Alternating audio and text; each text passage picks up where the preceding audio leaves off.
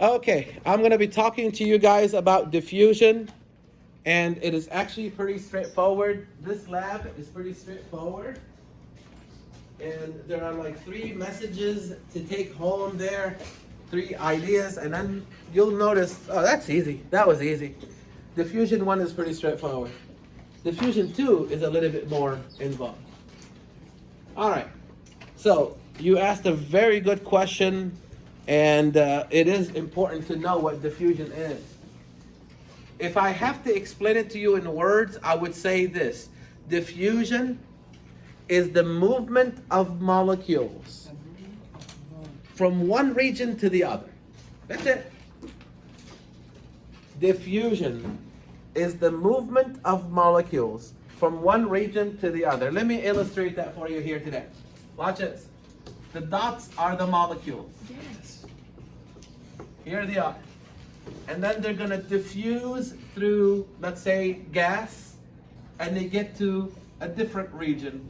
They go to a different region. That's diffusion. Isn't that like how blood just takes the nutrients and delivers it? The delivery of the nutrients is through the blood, but then when the oxygen goes near the cell, yeah, it will diffuse through the membrane to enter the cell. We'll talk about that. Very good. So for today, what we're looking at, one of the things that we'll be looking at is diffusion through gas, like the air. So if I had a perfume bottle with me and I sprayed it, that would be equivalent to this. The perfume molecules will diffuse through the air. Now, there's no energy involved here. I just spray the perfume and diffusion just happens. And if there's no energy involved, then the direction of diffusion will be from high concentration to low concentration. So it's going to go from high to low. That will be the direction of the diffusion. So without the input of energy, diffusion will go from high concentration to low concentration. We're not putting energy into the system here today, so it's going to be high to low. Next week will also be high to low, but will involve a simulated membrane. There's no membrane that we're going to use here today. So what we're going to do is look and see how molecules diffuse through gas, like air, versus how the same molecules diffuse through liquid, like water, and through what appears to look like or be a solid. And we show you, we have something on the plate that mimics that. You said that, like for the example, a spray can, the gas, it first it has high concentration, Yeah. and then later on it has a low concentration. It will move from a region of high concentration to a region of low concentration. So for example, if I have a perfume bottle here and I spray it, where it's sprayed, that's the high concentration. All the way back there, there's no perfume back there, right? So I'm gonna smell it the strongest. Then you're gonna smell it, but a little weaker than I smelled it. And then you're gonna smell it, but a little weaker than he smelled it, than I smelled it. Eventually, everyone will smell it at the same intensity, because eventually you will reach a state of equilibrium. I'll get to your question.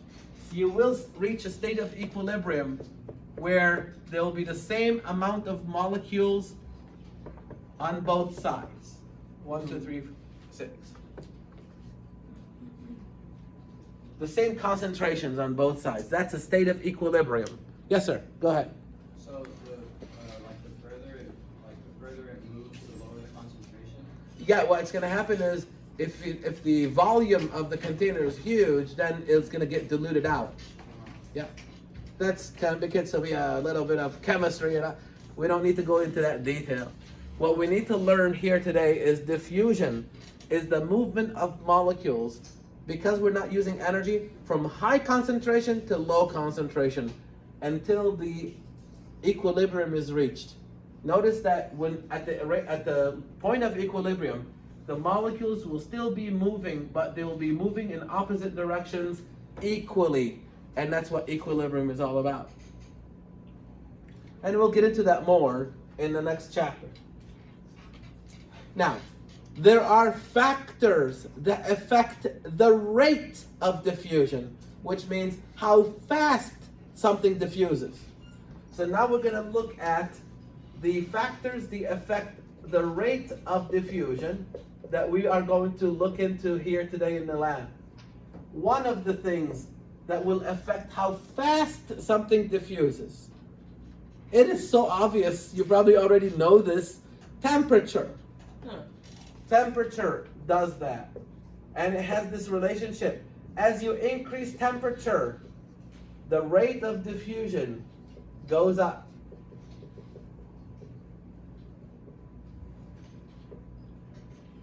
And the reason is because when you increase temperature, the molecules will have a greater kinetic energy, a greater energy of motion. They're moving faster. When you add heat to something, you're causing these molecules to vibrate quicker and collide into each other more frequently. And there's a term for that. The random collision of molecules is called Brownian motion, named after Dr. Brownian, who described this event. He notices that molecules collide with each other randomly. It's like we're all blindfolded and walking around in the room. You're going to eventually collide into someone else.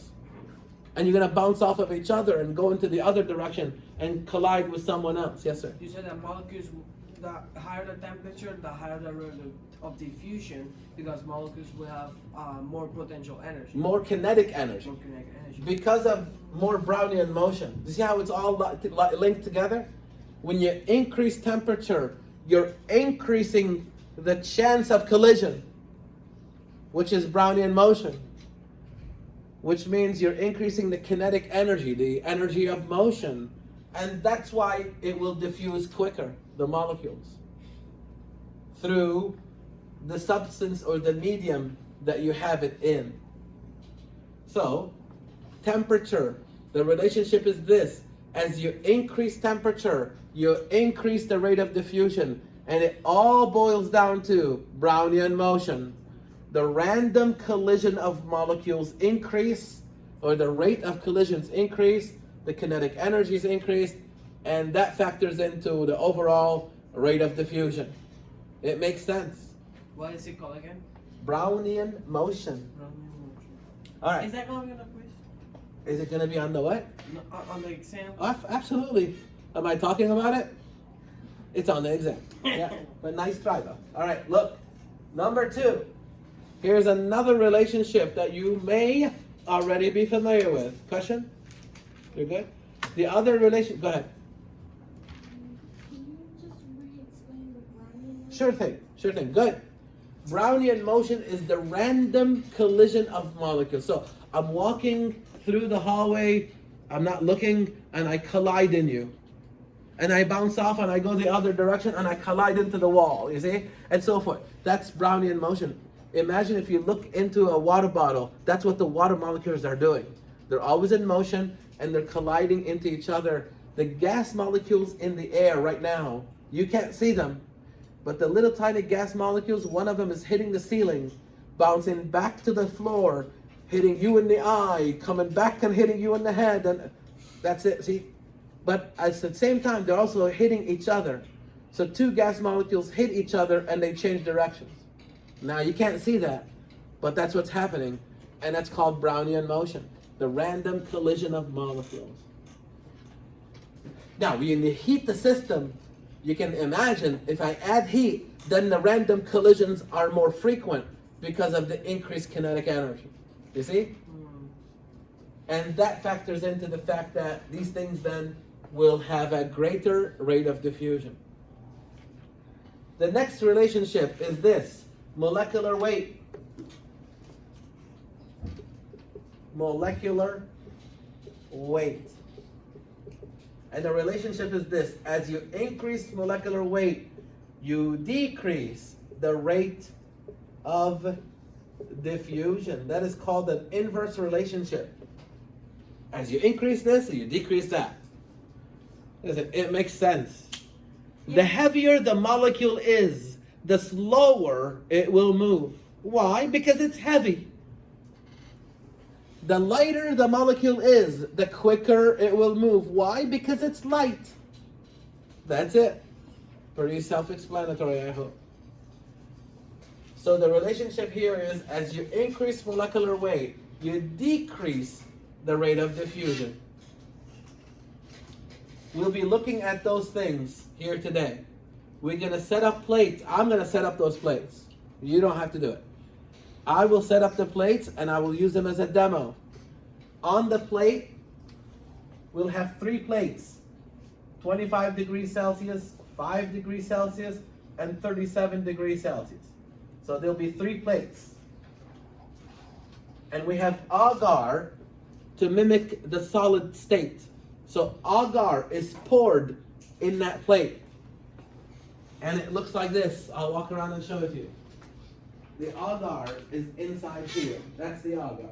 This is just a lid. Oops. You grab it. That's the agar. That's the agar. Because some students add the dyes to the lid by mistake. Because they're not listening. That's the agar. That's the agar. So that is what we would say, the solid state. The liquid that we're going to use, thank you, is water. The gas that we're going to use is the air. So simple. But in this experiment, we actually have 3 of these. 3 agar plates. And then we're going to put potassium permanganate on each one of these. Potassium. Something called potassium permanganate. It's in your lab manual. And then we're going to follow up. And we're going to put methyl orange on each one of these also. What again? Methyl orange. It's in your lab manual. And then I'm going to take 1 plate and put it in the refrigerator over there. That's your 5 degrees. I'm going to take another plate and just leave it over here. That's the 25 degrees. And I'm going to take the 3rd plate, go across the hallway, put it in 37 degrees. It's in another lab. I already did that. So I already have the plates. But I'm going to show you how I set it up because you have to have a visual of that. The reason why I do it is because when some students do it, it just gets completely messed up. It requires you that you put a single crystal of potassium permanganate on that plate. Then when some students do it, I see like 500 of them. Oh. And it doesn't work, right? So I decided I just do it and show you the true effect. Now, obviously, this way, what am I looking at? What effect am I trying to study going from between plates? Temperature. Liquid, solid, and gas. No, they're all solid. What's the difference between them? The temperature. The temperature. Yeah. Now, the interesting thing is, in your textbook, it tells you that the molecular weight of potassium permanganate, if I remember right, is about 158 grams per mole. The molecular weight of methyl orange is about 327 grams per mole. So who's heavier? The methyl orange. So who's going to move quicker? The potassium. Yeah. So you're going to see that within the plate. Within the plate, you're going to see a molecular weight effect. The potassium permanganate will move quicker than the methyl orange in each one of these plates because its molecular weight is lower. But between plates, you're going to look at the temperature effect. You see that? I asked a beautiful question here. Listen. Which one of these then will move the quickest? 37, which one? Say? 37? Potassium. Yeah, there it is, this one. That's the one that's going to move the most because it has 2 things going on. It has temperature and low molecular weight. low molecular weight. Very good. Lower than methyl orange. You see that? That would make an awesome lab exam question. Well, that would be an exam. What do you think? What did I just say? All right. All right, listen. Let's do number 3. Number 3. Number 3 is the type of media. Meaning, is it solid, liquid, or gas? That's what I mean. Okay? Type of media. So, can you guess which one would the molecules would diffuse through the fastest? Would it be the gas, the liquid, or the solid? Gas. See? So gas would be the fastest. What would be the second fastest? Liquid. Liquid. See, you got it. And the slowest obviously would be solid.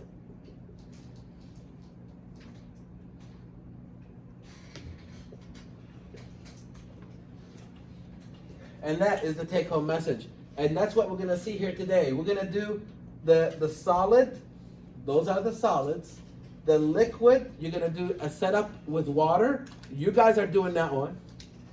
And the gas one, we have a chamber in the hood that we're going to use as a demo to show you that. And again, that's the take-home message here. Okay.